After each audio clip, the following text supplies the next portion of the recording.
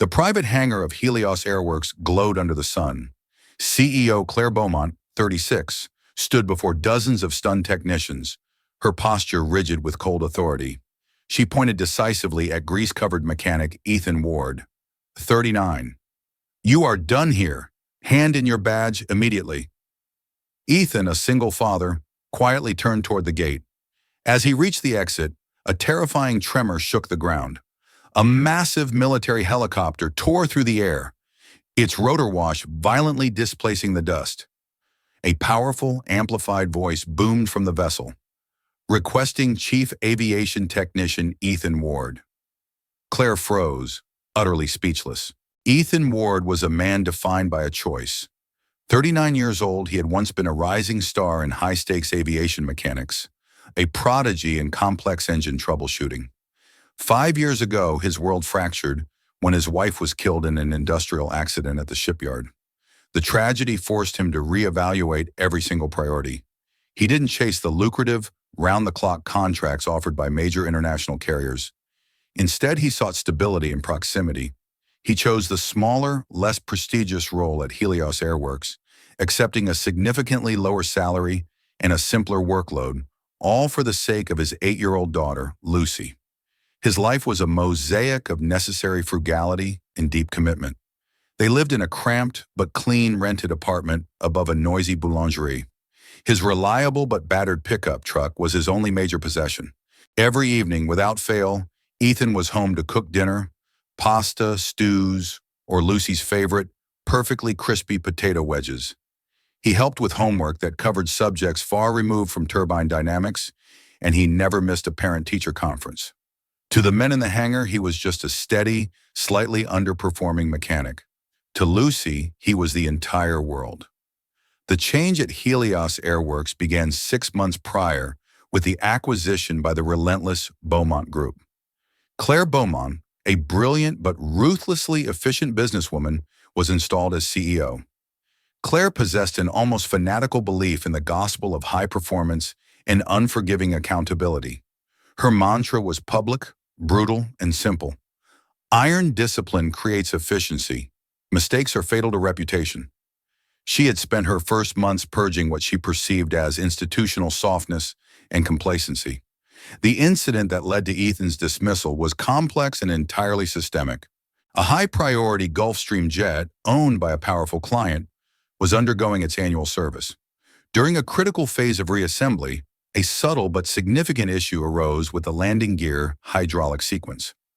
Ethan, noticing the anomaly in the diagnostics printout late one Friday, flagged the issue to his supervisor, Jean-Luc. Jean-Luc, terrified of missing the Sunday deadline and facing Claire's wrath, dismissed Ethan's concern as overcautiousness and ordered the assembly to proceed. He was focused on the schedule, not the integrity. The specific fault was Marco's, a young technician fresh out of training. Ethan watched the kid's face pale when Jean-Luc barked the order to ignore the hydraulic pressure reading. Ethan's gut instinct screamed danger. The reading wasn't just low, it was fluctuating in a highly nonlinear pattern, a classic signature of microcavitation in the reservoir return line. It was a finely detailed secret that only experts could discern, revealing a deep-seated composite gasket inside the main valve body. Ignoring it would jeopardize the application during ground testing, but would dangerously cause problems under the high temperatures and G-energy of high-speed operation once again. He knew the risk wasn't just theoretical, it was vital. "The differential is negligible, Ethan. It's barely a flicker," Jean-Luc hissed, pulling Ethan aside, his eyes pleading. "If this jet isn't ready by 18 Intersure, Claire will fire us both, and Marco will be blacklisted. We cover this. We sign off." Ethan knew the flicker was a precursor to a catastrophic actuator failure on a high-speed deployment. He was the only one who truly grasped the gravity of the situation, yet he stood at a moral crossroads. He looked at Jean-Luc, whose usually booming voice was now reduced to a desperate whisper, thinking of Jean-Luc's wife who was due next month. He then looked at Marco, whose shame was palpable and whose career was hanging by a thread. To denounce them would be righteous, but it would shatter two families. Ethan made his choice in that silent moment, prioritizing human mercy over corporate justice. He signed the report under protest, explicitly documenting his technical warning in a side note that Jean-Luc promptly buried, and let the work proceed, vowing to monitor the issue personally later. He believed he could fix the issue quietly before the scheduled flight. His plan, however, was immediately ruined. Claire, obsessed with perceived inefficiency, introduced a new unscheduled pre-flight inspection audit conducted by external contractors who found the flaw immediately. The contractors, eager to impress Claire, blew the issue wide open. The client aircraft was immediately grounded. When the flaw was discovered later, nearly 2 full days of work had to be redone, putting the entire project into catastrophic delay. Claire, upon learning of the failure, demanded an immediate public explanation. To Claire, the problem wasn't the schedule or the supervisor's cowardice, it was the lack of someone to blame. When she confronted the team, Ethan stepped forward. He protected the younger technicians who had been intimidated into silence, and he shielded Jean-Luc, knowing the man's family needed the paycheck more than he did. Ethan, a man of simple honor, simply stated, "The error occurred under my station's responsibility. I accept the consequence." Claire, seeing an easy target in a perfect opportunity for a theatrical display of zero tolerance, didn't bother with a deep investigation. She needed a scapegoat to reestablish order. She fired him on the spot in front of the whole workforce, crushing morale and sending a chilling message. Nobody was safe. Her final cold remark before turning away was a whisper only Ethan heard. "Mediocrity will not be tolerated in my Airworks ward." As the raw sting of injustice settled, Ethan's mind flashed to his daughter. That morning, Lucy had looked up at him, her eyes wide and trusting, as he wrestled with the stress of the impending corporate purge. "Daddy," she had asked, her voice small, "even if they're angry, you're still good, right?" Ethan squeezed his eyes shut briefly, holding on to that truth. He unclipped his ID badge, dropped it silently into his pocket, and walked toward the gate. He didn't look back. The loss of the job was immediate, but the preservation of his own dignity was absolute. The news of Ethan Ward's public execution spread through the Helios Airworks hangar, with the chilling speed of a catastrophic structural failure. The silence in the workshop was thicker than the oil slick on the floor. While technicians continued their delicate work, their movements were hesitant, their glances furtive. Several of the younger mechanics, the ones Ethan had quietly shielded, whispered their remorse. "We should have said something," one murmured, his voice heavy with self-loathing. He took the bullet for Jean-Luc, but the collective fear of Claire Beaumont's retaliatory power kept their lips sealed. The incident had successfully established Claire's reign of terror. Claire, having made her point, convened an immediate unscheduled board meeting, focusing on risk mitigation and accelerated service timelines. She acted as if the dismissal was a minor administrative detail, never mentioning Ethan's name again. The message was clear. The company moves on, and individuals are disposable. She believed she had exerted ultimate control. Ethan arrived at his tiny apartment significantly earlier than usual. He found Lucy meticulously arranging a small collection of faded plastic space toys on their worn kitchen table. She looked up, her face bright with genuine surprise. "Why are you home already, Daddy?" she asked, her tone innocent and excited. Ethan managed a tight, authentic-looking smile, effortlessly masking the humiliation and the sudden, terrifying void of unemployment. "Daddy just finished early today, sweetheart. A big client canceled their flight. Looks like we get an extra long evening together. How about we make that apple pie you asked for?" The lie tasted metallic, but it protected her peace. He would deal with the job search and the financial collapse tomorrow. Tonight, he was just her dad. Later that evening, while Lucy was immersed in a children's documentary about the sea, Ethan's phone vibrated. It was an unrecognized international number with a satellite prefix, the kind of number he hadn't seen in years, the kind that used to signal danger, not a casual call. He stared at the screen until the ringing stopped, a knot tightening in his stomach. He had deliberately cut all ties to his past. He wasn't ready to face the ghosts of his previous life, especially not now, when his current life felt so fragile. As he cleared the dinner plates, Lucy wandered over to the old dusty shelf where Ethan kept a few relics from his Navy days, a compass, a worn service manual, and a small, complex metal model of a rescue helicopter. She picked it up, her tiny fingers tracing the delicate lines of the rotor blades. "You used to fix real helicopters, right, Daddy?" she asked, looking up at him with curious eyes. "The very biggest and the fastest, kiddo," he said, his voice softer than usual. "But they're harder to fly than your imagination." He gently took the model from her, placing it safely on the table next to his empty coffee mug. The juxtaposition, a child's toy and a man's anxiety, sharp and poignant. The simplicity of their life was his sanctuary, and now it was under threat. Meanwhile, back at Helios Airworks, the rush to make up for the earlier delay had led to severe corner cutting. A high-value military contractor, leasing a cutting-edge jet for covert transport, was performing pre-flight systems checks. Suddenly, the entire auxiliary power unit, APU, failed catastrophically during the pressurization sequence. The failure was not minor. It was an extreme, multi-system cascade. The jet, which was scheduled for an immediate, critical overseas mission, was now crippled. Claire Beaumont, who had been basking in the silence of her decisive action, received the news in a panic. The military contract alone was worth more than her entire annual bonus. The company's reputation, which she had so aggressively tried to protect, was now dangling by the thinnest thread. She demanded action, but her technicians, stripped of their confidence and fearful of making another mistake, were paralyzed.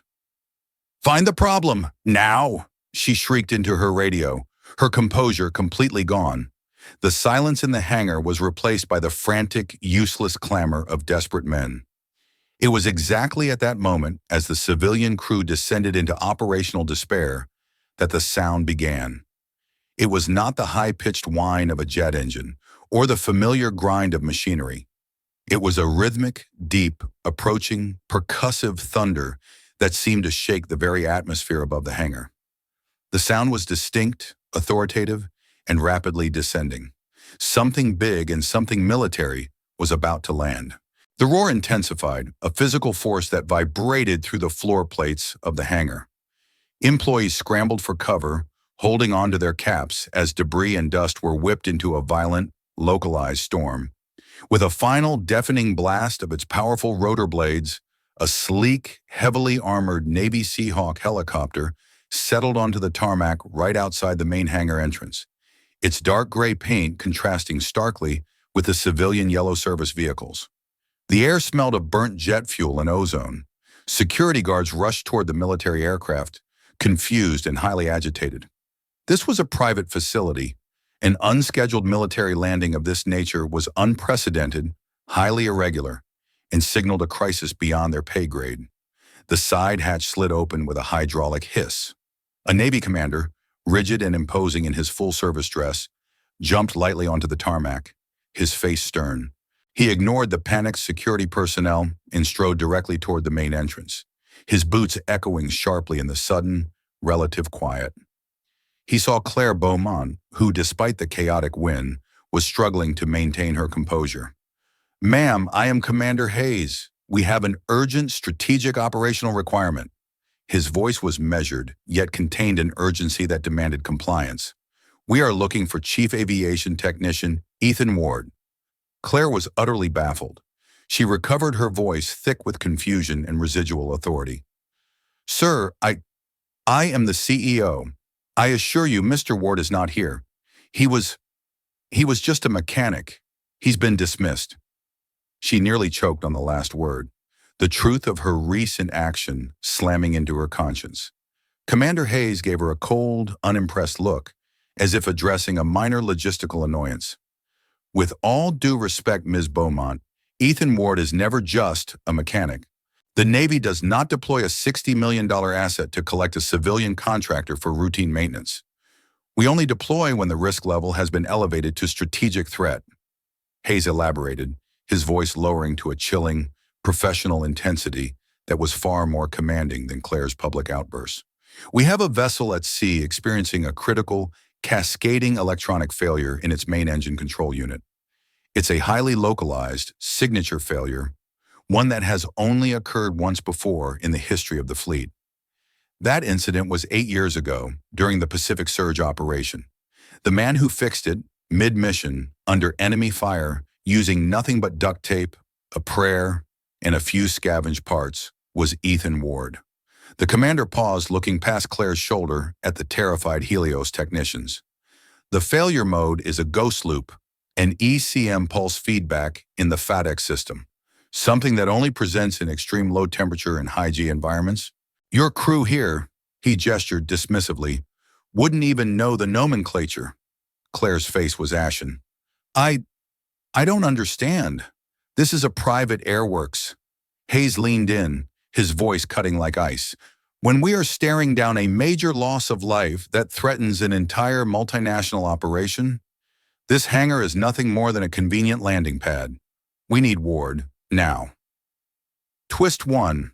Ethan Ward wasn't merely a mechanic. He was a former U.S. Navy Chief Aviation technician, a legendary troubleshooter in an elite, highly classified task force. The name Ward was his service call sign, a name only used when a mission or lives were at stake. He had left the service quietly and anonymously 5 years ago, wanting to bury his heroic past to protect his daughter's future. The Navy hadn't found him through official channels. They had found him through a back-channel distress code sent to his former service contacts, a code reserved for strategic life-or-death scenarios that only his former commander would recognize. The commander's explanation hung heavy in the air, demolishing Claire's preconceived notions about the man she had just publicly humiliated. The quiet man she fired for being overcautious was, in fact, the only person alive who could fix this problem. Just as the commander began to call his headquarters, a figure emerged from the main gate of the Helios facility. It was Ethan Ward. He hadn't gone far. He had simply gone to his truck, gathered his simple toolbox, and waited. He was dressed in the same grease-stained uniform, but his posture was now different, unflinching, relaxed, and radiating an immense, quiet capability. He moved toward the military aircraft with a familiar, fluid ease, ignoring the CEO and the commander. As he rolled up the sleeve of his uniform to grip his toolbox, a complex faded tattoo was momentarily visible on his inner forearm. It was a geometric sequence of interlocking gears and a single lightning bolt delta, the unofficial, classified mark of his former Special Operations Technical Support Unit. The mechanics who saw it gasped. It was the mark of a ghost. Ethan stopped a foot short of Commander Hayes, his gaze fixed on the Seahawk. He didn't ask what the problem was. He stated what it must be. "It's not the FADEC hardware, Commander," Ethan stated, his voice calm, cutting through the commander's urgency. "It's environmental. You've got signal bleed from the SATCOM antenna array cycling back through the flight control input channels. That's what simulates the high-G environment and triggers the ghost loop. You need to reroute the signal ground to the primary bus bar, not the auxiliary." Hayes' eyes widened, recognizing the highly specific, almost proprietary terminology. "That's exactly what the onboard telemetry is showing. But how did you know it was the SATCOM bleed?" "Because that's what caused it 8 years ago too. It's a design flaw in that chassis generation." Now, Ethan's eyes flickered to the grounded military client jet inside the hangar, the one that had suffered the APU failure. "Tell me what failed on the jet inside. You have a similar cascading power issue? We fix both." Twist 2. As Ethan passed the shocked Claire, she suddenly remembered a detail buried deep in the acquisition files. A technical report, dated 3 years earlier, warning the former Helios management about the exact cascading fault in the APU that had just grounded their military client's jet. The report had been concise, technically brilliant, and had carried the signature of an external consultant, E. Ward. The previous board had dismissed it as paranoid and too expensive to implement. Claire realized in a single gut-wrenching moment that not only had she fired a legend, but she had fired the man who had tried to save her company years ago, a warning she herself had inherited and ignored. Ethan stood before the commander, his attention fully on the crisis. He didn't acknowledge Claire's presence, not even with a glance. "Tell me what failed," Ethan said, his voice calm and level. It wasn't a question, It was a demand for technical data. In that single silent command, the power dynamic in the hangar shifted completely. Claire Beaumont, the ruthless CEO, was suddenly rendered invisible. The single dad mechanic had become the most important man in the entire complex. The next 4 hours were a blur of intense, surgical effort. Ethan Ward didn't touch the military helicopter himself. He stood beside Commander Hayes, issuing a rapid-fire series of highly specific, diagnostic commands into the radio, directing the Navy crew who were still on the high-seas vessel. He was a conductor orchestrating a complex, high-stakes technical symphony miles away. Simultaneously, he directed the Helios technicians to use specialized grounding tools on the grounded military jet's APU. He didn't use jargon to sound important. He used precise, minimalist language that eliminated all doubt and error. He was the epitome of controlled urgency. The entire Helios Airworks staff, including Claire Beaumont, clustered silently at a respectful distance, watching the former mechanic direct the U.S. Navy. They watched him, not with fear, but with an awe that bordered on reverence. Ethan's presence was a palpable lesson in leadership. True authority comes not from the power to dismiss, but from the competence to save. Finally, a crackle of static came from the commander's radio. The voice of the chief engineer from the distressed vessel confirmed success. Engine control unit stabilized. APU fully functional. We are green for mission, sir. Tell Chief Ward, thank you for the miracle. Commander Hayes, visibly relieved, terminated the call. He turned to Ethan, his hand extended across the threshold between the military and civilian world. Chief Ward, you just saved that mission, and you just saved lives. We owe you a serious debt. Claire Beaumont stood completely motionless, a perfect statue of regret. For the first time in her career, she was completely devoid of power. No one in the hangar was looking at her. No one cared about her title or her wealth. She was an extraneous detail in a story that belonged entirely to Ethan. The fear she had wielded to control others had evaporated, replaced by the profound, chilling realization of her own superficiality. She had judged a man by his paycheck and his humility, and she had been catastrophically wrong. She walked slowly toward Ethan, her usual sharp posture softened by genuine humility. She stopped a careful distance away and spoke, her voice low and tight, devoid of its usual ringing authority. "Mr. Ward," she began, forcing the words past the lump in her throat. Her apology was the hardest truth she had ever uttered. "I judged you without listening.